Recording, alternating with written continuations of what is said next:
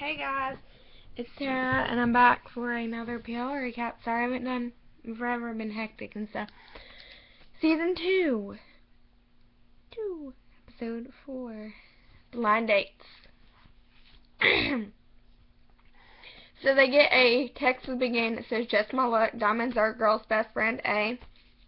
Creepy sign for an optometrist with eyes bearing down on them as if someone is watching them, and they know someone always is. That is actually a sign from The Great Gatsby. It's very similar to that. Ella will be Aria's new English teacher. At the Hastings, Melissa is still searching for her ring and for Ian's passport, and she claims it is needed to make a claim on her ring for the insurance company. Freaking suspicious Melissa. Hannah's mom requires that Hannah has a solo session with the therapist. Emily's house, A has sent a box of Danby paraphernalia. You have mugs, sweaters, and also a note. This is so happy to have you in our A team, and A is underlined, so I really think that's an A team reference. With A team references, Pam is happy as ever. God, I got bug bites all over me in a ham. If you ever tip on here, if you ever have mosquito bites, clear nail polish works miracles. Back to the recap. Pam is happy as ever celebrating Emily's inevitable acceptance into Danby. Emily's conscience grows larger. Ella tells Aria that she needs her to pick up her brother Mike later from playing basketball to return his keys.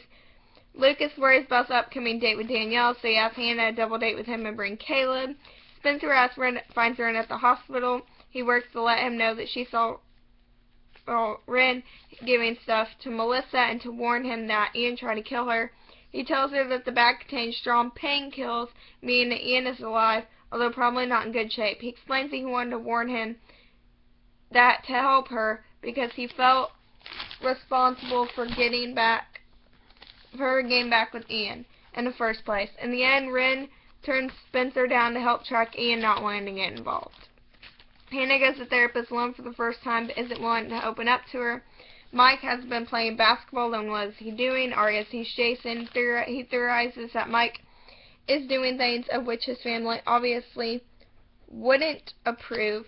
He says he was always lying about where I was when I was his age. I don't remember a lot about that time, actually. Most of the time I do remember. I wish I could forget. Maybe something about Charles. Says he remembered her pink hair. Pam invites Samara over for dinner. Spencer walks into the barn, door ajar. Sees a suitcase filled with men's clothing and toiletries, including shaving cream. There are pain meds and pink lacy clothing belonging to Melissa. There's also Ian's passport tucked inside. Melissa's taking a shower but runs out in her bathrobe when she hears a noise. Spencer hides, suspicious of Melissa's frantic behavior. Samara is able to convince Pam that Danby won't be the only school interested in offering Emily scholarships, giving Emily time to figure out what to do next. The next day, Ren calls Melissa to schedule a meeting with Spencer by his side, convincing Melissa he must go along with her to see Ian, that he's literally suffering from a serious staph infection. At Dr. Sullivan's office, Hannah tells Dr. Sullivan her true feelings about Allison in hopes of letting her go. Her role-playing makes it seem that Allison is really there taunting Hannah for her feelings. She calls Allison her best friend, but also her worst enemy she ever had. Allison is condescending, but Hannah doesn't allow the mental torture to continue. In her head, Allie says Hannah wouldn't have her friends had Allie not given them to her, and that Hannah can't live without her.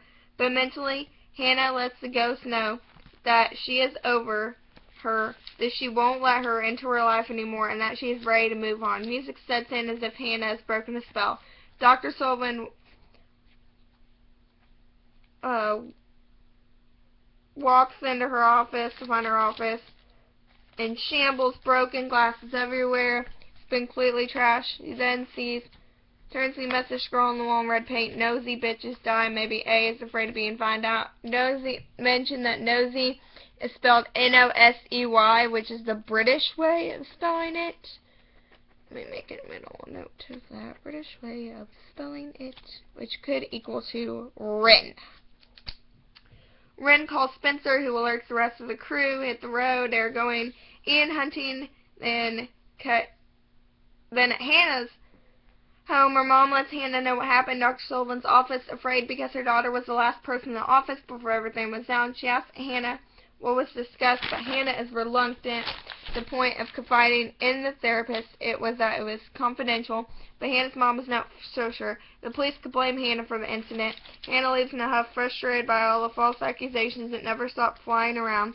She goes to find answers in the car. On the way to find Ian, the girls discuss how screwed they are, that they can't call the police since that only ever makes them suspicious. Emily wants to film this, so as to prove their honesty later. From inside an old barn that Melissa led Ren to, they hear Melissa let out a gut-wrenching scream and then uncontrollable sobs. They run in and Spencer goes to her, for there on the floor of the barn lies Ian, with dried blood around the wound of his head.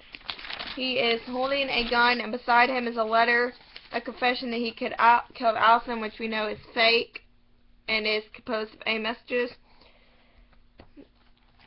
Spencer and Ren exchange horrified looks, and the girls stare at the awful sight before them. But it is all over. Above are horseshoes nailed to the wall and a clear imprint where it's obviously missing. Is this a setup? Will Spencer be in possession of the missing horseshoe tied to his death? Will Melissa take Spencer's attempt to confront her sister as a genuine A ending? A puts Ian's phone into Spencer's purse, which later on creates a whole blow-up between Spencer and Melissa.